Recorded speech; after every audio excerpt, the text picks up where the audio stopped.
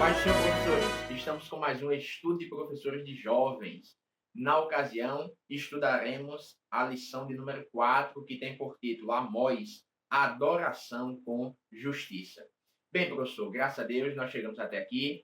Já tivemos a nossa aula introdutória, a primeira aula. Depois falamos sobre Oséias, depois sobre Joel. E agora chegamos no terceiro profeta menor na nossa lista, não é? Na divisão ocidental dos profetas menores. Com Amós, a adoração com justiça será o tema desta aula. O texto do dia nos diz: Vós que dilatais o dia mau e vos chegais ao lugar de violência, que cantais ao som do alaúde e inventais para vós instrumentos músicos como Davi. Está escrito em Amós, capítulo 6, versículos de 3 a 5. Como síntese da lição, nós temos a profecia de Amós nos ensina que justiça e retidão são elementos fundamentais para a adoração. Glória a Deus. Pois bem, professor, nós temos o objetivo de trazer subsídios pedagógicos. Daqui a pouco a nossa irmã Raquel vai estar trazendo algumas dicas pedagógicas para enriquecer nossas aulas. Nós temos o objetivo também de lhe oferecer subsídio bíblico, teológico, doutrinário. Então, continue conosco, compartilhe também esse vídeo e vamos estudar a lição juntos em nome de Jesus. Pois bem, nós temos 3 objetivos para essa lição. Primeiro, expor os principais conteúdos apresentados na profecia de Amós, compreender quem foi o profeta Amós, sua origem, trabalho e estilo profético, e defender que a prática da justiça é um elemento insubstituível para a verdadeira adoração. Muitos pensam que adorar a Deus não necessariamente está ligado com um ato de justiça, uma prática cotidiana de justiça, mas esses estão enganados. Nós vamos ver na lição de hoje que falar de uma verdadeira adoração e não tocar na palavra justiça é incoerente. Adorar a Deus, servir a Deus de maneira verdadeira é sinônimo de viver também uma vida justa. Glória a Jesus. Texto bíblico base para essa lição está no livro do profeta Amós, capítulo 5, versículos do 21 ao 23, que diz: Aborreço, desprezo as vossas festas, e as vossas assembleias solenes não me dão nenhum prazer. E ainda que me ofereçais holocaustos e ofertas de manjares, não me agradarei delas, nem atentarei para as ofertas pacíficas de vossos animais gordos. Afasta de mim o estrépito dos teus cânticos, porque não ouvirei as melodias dos teus instrumentos. Estrépitos aqui significa barulho ensurdecedor, zoada. Glória a Jesus. Na nossa introdução, nós podemos apresentar aos nossos alunos a importância dessa mensagem e a atualidade da mensagem profética de Amós para os nossos dias atuais. Sua profecia condena a idolatria e denuncia as injustiças sociais que às vezes acabam sendo normatizadas no nosso meio. É importante frisar que ele profetizou aproximadamente 3 décadas antes da destruição de Israel pelas tropas da Síria. Ainda hoje a voz do profeta continua a ecoar, alteando a bandeira da justiça no estandarte da adoração cristã. O livro de Amós é conhecido como o livro da justiça de Deus e nos ensina que a adoração não pode desassociar-se da retidão e dos princípios bíblicos e justos revelados na palavra de Deus. Glória a Jesus. É importante, professor, você deixar bem destacado essas duas vertentes, essas duas áreas de compreensões que o livro de Amós nos traz. A verdadeira adoração não pode estar desassociada da retidão. Então, nós falaremos da adoração ao Senhor e de retidão social, de uma prática cotidiana justa, porque uma adoração sem essa prática cotidiana justa não vale, não é válida. Deus não se agrada. Então é importante nós deixarmos isso bem frisado para os nossos jovens. Tópico 1. O profeta Amós. Esse tópico 1 traz consigo 3 subtópicos, que é sua vida, ou seja, a vida do profeta Amós, um homem simples, é o subtópico 2, e um homem preparado. Então aqui nós vamos nos deter especificamente na vida de Amós. Então, nesse primeiro ponto, a lição começa a nos trazer a informação do significado do nome de Amós, que é carregador de fardos. Em alusão ao seu nome, podemos dizer que sua fala era pesada e a sua palavra uma carga do Senhor. Então ele sofre, sente este peso e agora passa essa mensagem dura de repreensão para a nação de Israel. Por causa de sua origem humilde, o profeta não apresenta seu sobrenome, porque geralmente nos escritos, o sobrenome ou o nome da sua família, nome de seus pais, por exemplo, era adicionado aos escritos quando estes tinham alguma relevância social, eram de algum modo conhecidos. Amós não, vem de uma família pobre, tudo indica, então não havia necessidade de colocar o nome dos seus pais, da sua família, sendo uma informação vã, por eles não serem conhecidos, não serem relevantes na sociedade israelita. Ele provinha de uma classe trabalhadora e não da alta sociedade. Então já estava acostumado a carregar fardos, fazendo alusão novamente ao seu nome. Ele era natural de Tecoa, nós vemos isso em Amós capítulo 1, versículo 1, e a cidade ficava a uns 20 quilômetros ao sul de Jerusalém, junto ao deserto da Judéia. Então, atenção, Amós foi um profeta sulista, ou seja, de Judá, cuja capital é Jerusalém. Porém, atuou como missionário no Reino do Norte, Israel. Então, para o seu painel que nós propomos aqui, professor, você precisa deixar isso claro aos alunos. Ele era de origem sulista, porém o seu ministério se deu em Israel, Reino do Norte, capital Samaria. Ok? Vamos lá. Dada essa introdução sobre o profeta Amós, a lição agora apresenta ele como um homem simples e explica agora a sua ocupação. Amós fala a partir de sua realidade, porém se apresenta como um legítimo representante de uma classe explorada, que não tinha voz nem vez. Nós veremos essa exploração posteriormente. Ele era pastor, então pastor de ovelhas, ok? Ele tinha o seu rebanho. Só cuidado para não deixar os alunos pensarem que é pastor nos modos atuais de uma congregação, ok? É muito comum o jovem associar o pastor à figura eclesiástica, mas aqui pastor no sentido de cuidar de um rebanho de animais. Boiadeiro e cultivador de sicômoros. Nós vemos isso em Amós capítulo 1 e capítulo 7. Possuía múltiplos empregos, então isso já nos mostra a sua necessidade de trabalhar em mais de uma função para poder se manter. Ser pastor não era suficiente para a sua manutenção familiar, seu sustento. Ele precisava se ocupar em outras atividades, como cultivador de sicômoros, por exemplo. Seu ministério era ratificado não pela tradição por trás de um nome, mas pelo chamado divino. É glorioso isso, mais uma vez, nós podermos citar para os nossos jovens o chamado divino não ligado a questões financeiras ou apenas para pessoas que têm uma certa relevância social, não. Mas o chamado de profeta aqui sendo efetivado na vida de um homem simples, que não tinha uma tradição profética na sua família, glória a Jesus, mas recebeu o chamado de Deus para exercer tal ministério, tal função. Tal como Davi era pastor, entretanto, suplementava o seu trabalho cultivando sicômoros, como nós já vimos. Página 46 do livro de apoio nos traz uma informação importante, que esse sicômoros era a fruta consumida pelos mais pobres. Para essa fruta amadurecer, precisava ser apertada ou talhada por diversas vezes durante o seu desenvolvimento.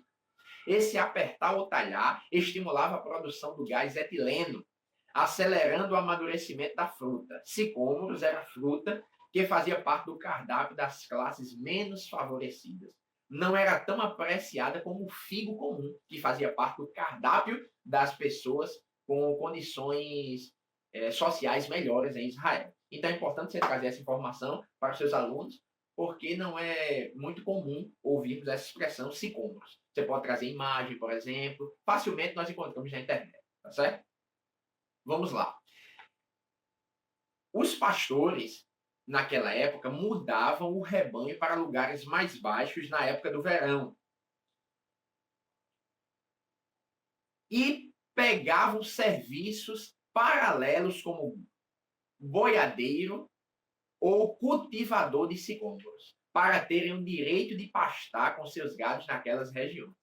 Então, esse contexto mostra a condição e classe social do profeta Amós, um homem simples. Nós já vimos anteriormente que a sua família não é relevante, digamos assim, no ponto de vista de ser conhecida na nação de Israel. Então, é um homem pobre, de certa forma, não tem muita condição social, mas isso não foi empecilho para Deus chamá-lo para uma tão grande missão de falar a sua verdade, a sua palavra a uma sociedade corrompida pelo pecado, por isso cega, independentemente dos bens que possuíam ou da classe social que muitos faziam parte naquela ocasião. Diante de tudo isso, a lição nos aponta para o preparo que ele tinha. Ele não foi preparado na escola de profetas, por exemplo. Mas ele não era um homem ignorante. Ele demonstra na sua carta, nos seus escritos, muito conhecimento da tradição judaica, da lei judaica. Ele não demonstra ser leigo no assunto.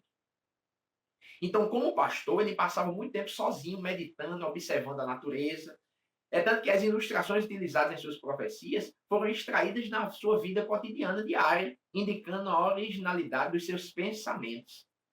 Assim como Moisés e Davi, o tempo com o gado lhe proporcionou uma cultura mental destinada à reflexão. Então, Deus se utiliza deste momento a sós de Oséias para revelar a sua palavra para a nação de Israel.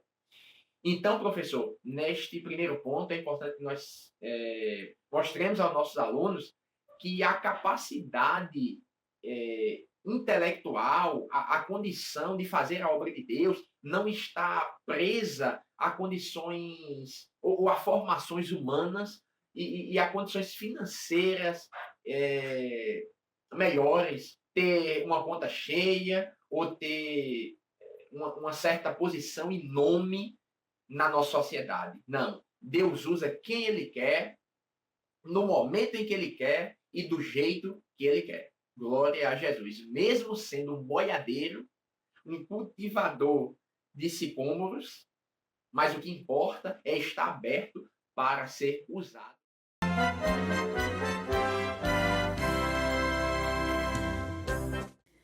A paz do Senhor, professores! Estamos aqui mais uma semana para o nosso subsídio pedagógico e desta vez vamos trabalhar a lição 4, que trata sobre o livro do profeta Amós, Adoração com Justiça.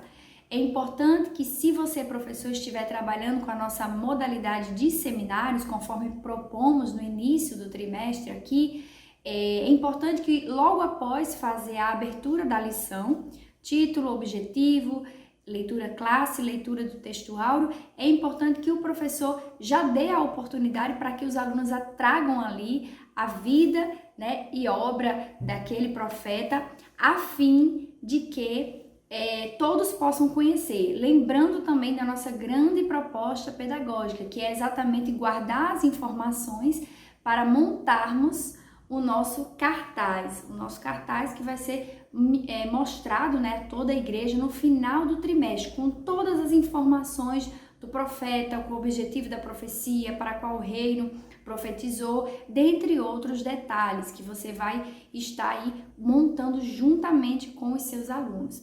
Mas para a aula de hoje nós trouxemos algumas estratégias de aprendizagem do conteúdo. Por quê? Porque é importante nesse processo de estudo sistemático dos livros dos profetas menores que os alunos também internalizem os conteúdos, né? O que os profetas trouxeram de contribuição e também de alerta para o povo de Deus. A nossa proposta dessa semana se assemelha também, se baseia aqui na nossa orientação pedagógica da página 25 da revista, tá certo?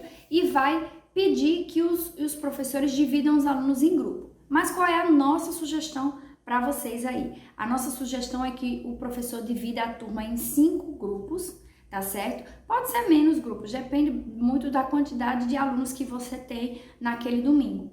Então, divida a turma e peça que eles encontrem no livro de Amós, entre o capítulo 7 e o capítulo 9, as 5 visões mostradas ao profeta, certo? Lembrando que essa é a segunda parte, tá? A segunda sessão, né? Conforme é dividido o livro de Amós. Aqui na própria lição tem esse detalhamento.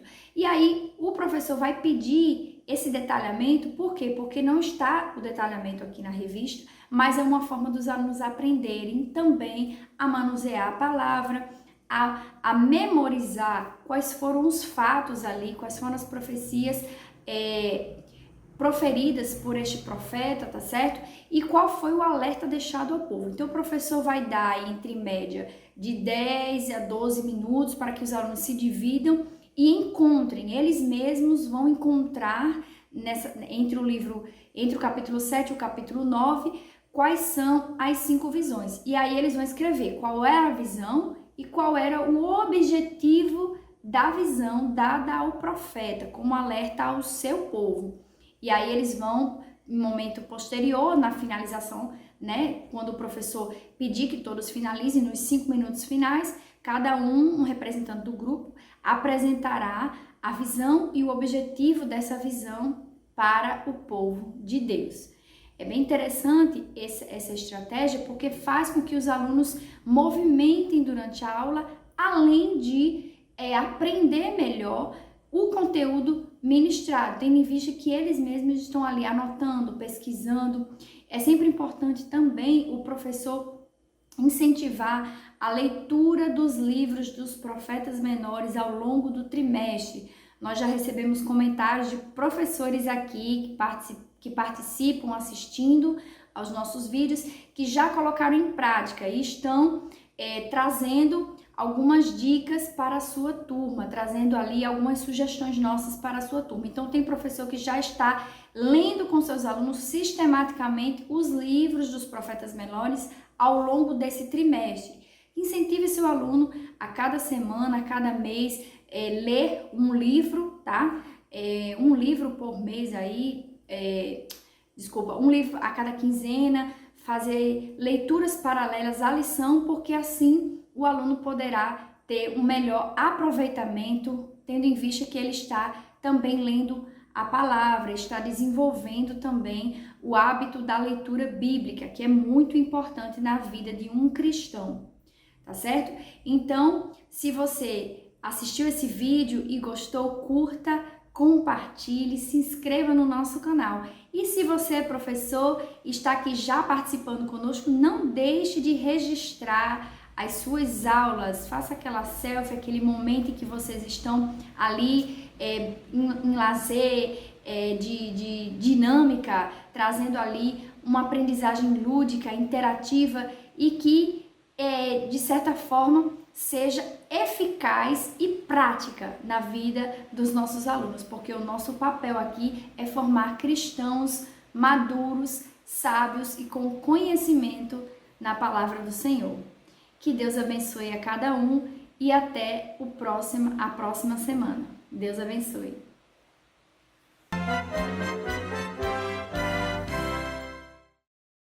Depois desse panorama sobre o profeta Amós, nós passamos agora para o contexto histórico da sua profecia. Então nós vamos ver nós veremos o período de paz que a nação de Israel estava passando, um período de prosperidade, contudo, um período de paganismo religioso.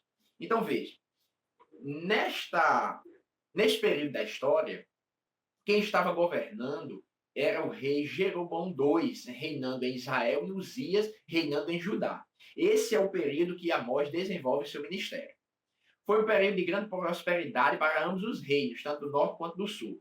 De acordo com o Antigo Testamento, ele foi contemporâneo de Oséias, Jonas, Isaías e Miqueias. É importante você fazer um link na sua sala com o que nós estudamos sobre Oséias, porque é o mesmo contexto, eles são contemporâneos. Então nós veremos coisas similares que a profecia de Oséias tenta trazer de alerta para o povo, Amós do mesmo jeito faz. Então o clima do governo de Jeroboão II e Uzias era amistoso. As nações que poderiam perturbar Israel tinham sido dominadas. Então as nações circunvizinhas agora, nesta época, pagavam tributos a Israel. Então Israel vivia um período bom, um período de paz. Os reinos do norte e do sul expandiam seus territórios. Glória a Deus. Estavam fora de perigo de guerras, por exemplo. As ameaças da Síria só vêm acontecer posteriormente a esse período.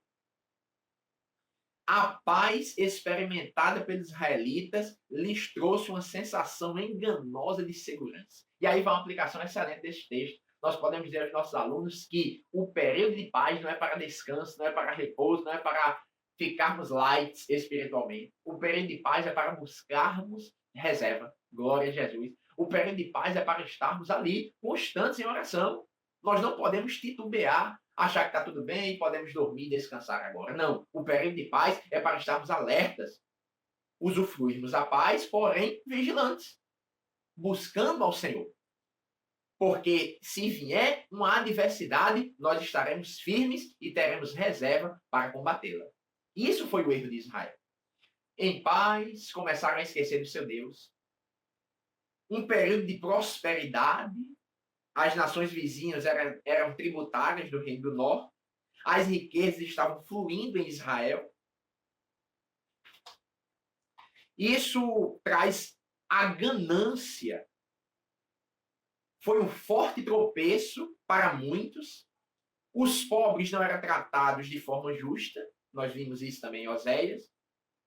Então o rico queria ficar cada vez mais rico e, consequentemente, deixando o pobre cada vez mais pobre. O sistema judiciário estava totalmente corrompido. O templo corrompido. A adoração a Deus corrompida por conta deste apogeu da nação de Israel e o seu descaso com a lei e os preceitos de Deus. Dentro desse cenário surge o paganismo religioso. A força material de Israel contrastava com sua fraqueza moral. Então, o que é que adianta estar bem financeiramente? O que é que adianta estar num período de paz e a vida espiritual fraca, frágil, morrendo? Nós precisamos dizer isso aos nossos alunos.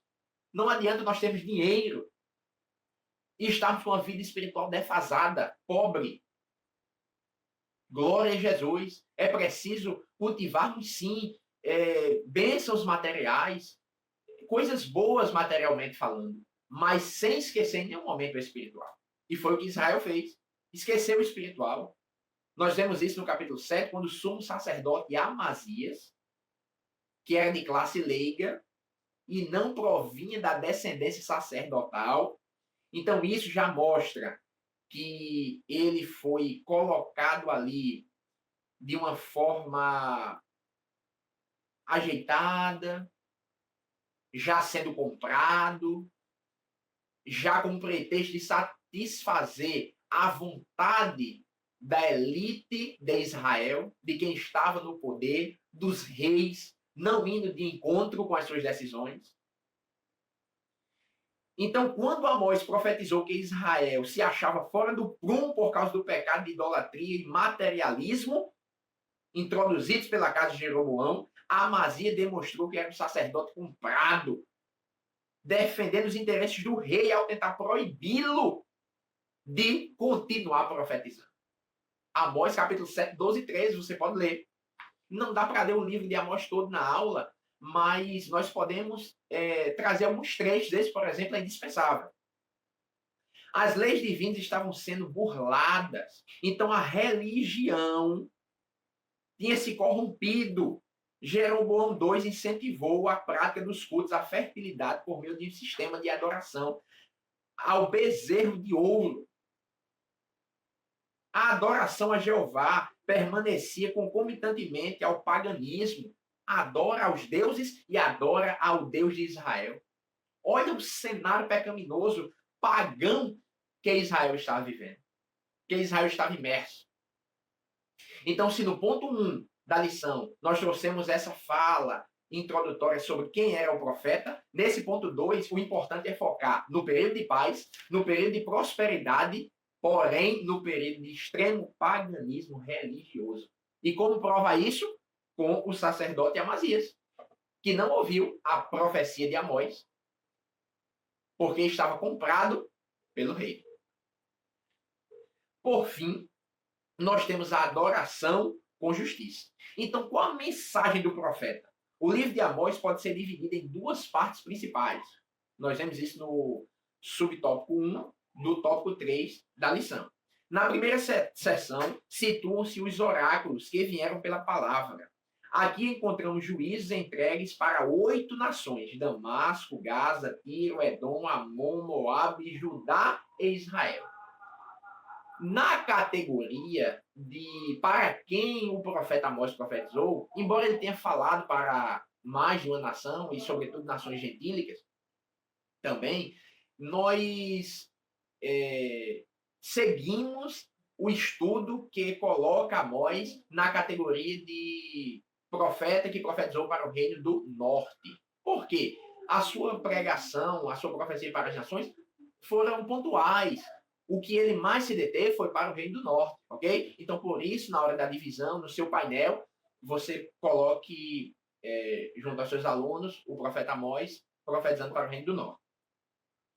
O profeta apresentou uma série de discursos de julgamento contra Israel.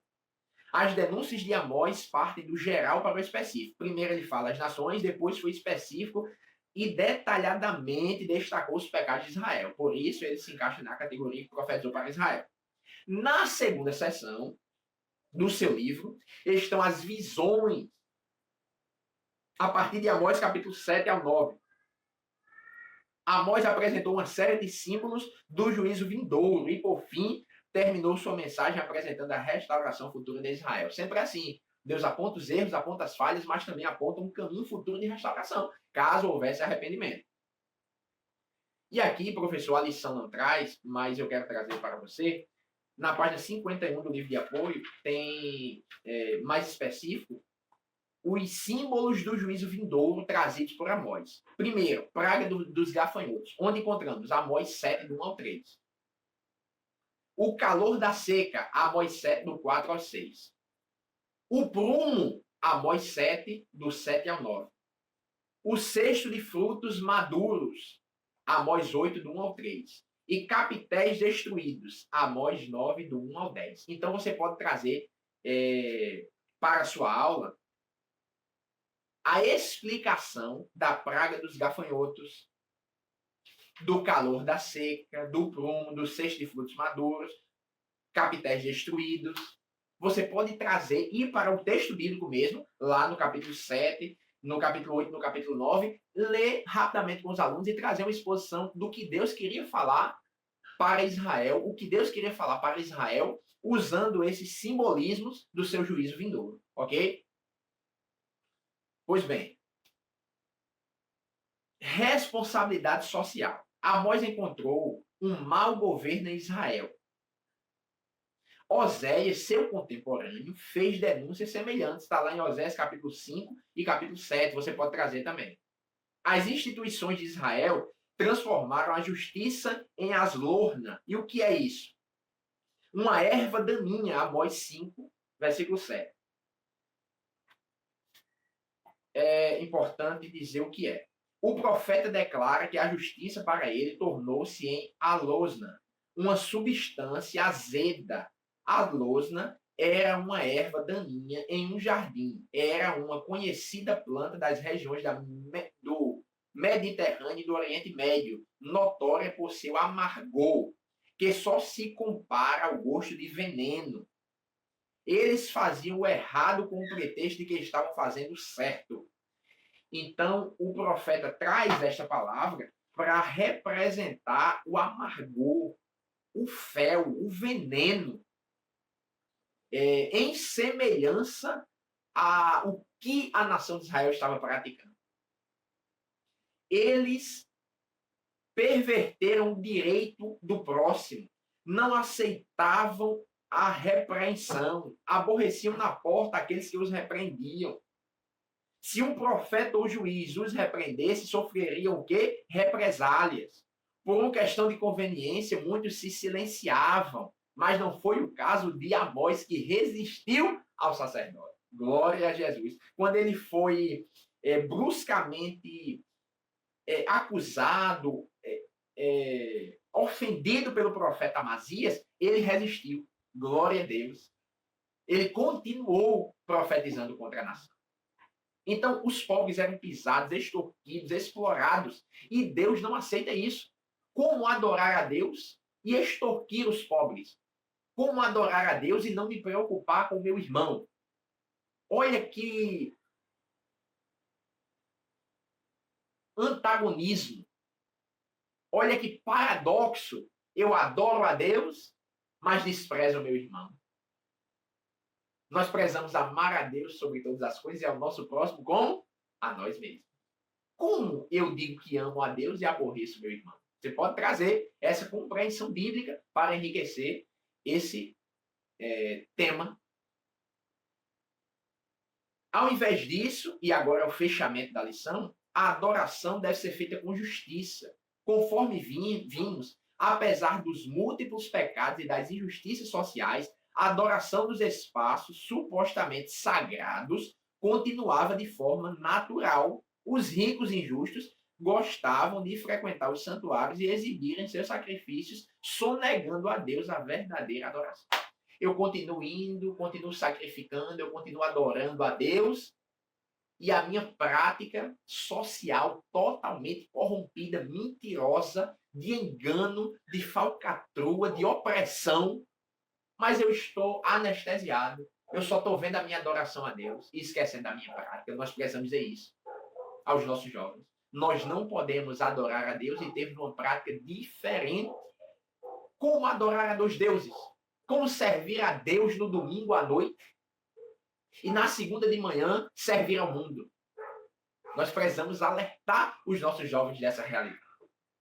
Os cultos eram embelezados com a contratação de levitas. Muitos músicos profissionais que não descendiam da linhagem de Levi foram contratados para tocar neste templo.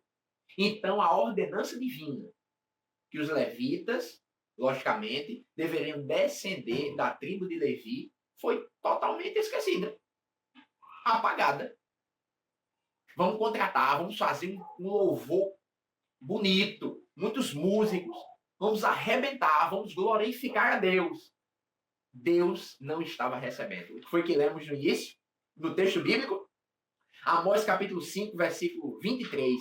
Afasta de mim o estrépito, o barulho, essa zoada ensurdecedora, afasta de mim. O povo achava que estava adorando a Deus, mas Deus não estava recebendo. Como Deus está ouvindo o nosso louvor? Nós podemos perguntar isso aos nossos jovens. Uma pergunta para ser pensada. Como Deus está recebendo a nossa adoração? Será que Ele está recebendo mesmo? Será que as nossas práticas estão agradando a Deus tanto quanto o nosso louvor? Ou só estamos louvando e a prática distante de Deus? Consequentemente, Ele não está recebendo. Glória a Jesus. Deus não estava aceitando aquela adoração sincrética, misturada, espetaculosa, teatral, mas totalmente desprovida de justiça. Então, professor, você finaliza a sua aula É a dica que nós damos, sintetizando a lição. Como conclusão, você pode fazer uma síntese. A vida, breve história do profeta Amós, relembra os pontos principais, relembra o contexto histórico que a nação de Israel estava e relembra a mensagem profética, frisando os 5 simbolismos ou símbolos do juízo vindouro, que eu citei anteriormente, e é trazida na profecia de Amós, a responsabilidade social que o povo deveria ter com os mais pobres, com a justiça de fato justa e com a adoração a Deus justa e não só da boca para fora, distanciada de uma prática de fato centrada em Deus, centrada na sua palavra. É isso, professor. Nós terminamos aqui. Não esqueça de fazer a avaliação da aprendizagem com seus alunos. Não esqueça de compartilhar esse vídeo. Não esqueça de curtir. Que Deus abençoe e dê uma aula excelente, maravilhosa e que nós possamos continuar crescendo na graça e no conhecimento de Deus. Até a próxima semana. A todos a paz do Senhor.